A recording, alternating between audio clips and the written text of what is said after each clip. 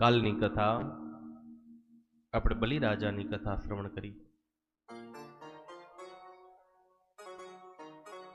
વિરોચન પુત્ર બલિ પ્રહલાદજીના પૌત્ર.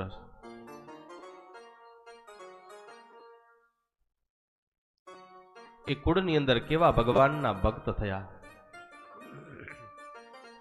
જે ભગવાનના વેરી થયા એ એવા વેરી કે એનાથી કોઈ મોટો બીજો કોઈ વેરી નહીં. હિરણ્યકશિપુથી મોટા ભગવાનના કોઈ બીજા વેરી નહીં. આટલું બધું વેર. અને એના જ પુત્ર પ્રહલાદજી, જેનાથી મોટું કોઈ બીજું ભગવાનનું ભક્ત નહીં.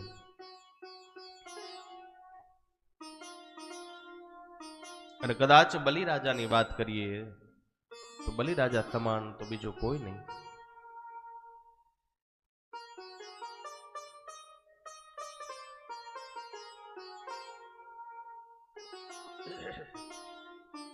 તો મહારાજ પરીક્ષિત શુકદેવજીને પ્રણામ કરીને પ્રશ્ન કહે, મહારાજ આવું તે કેમ બન્યું? કારણ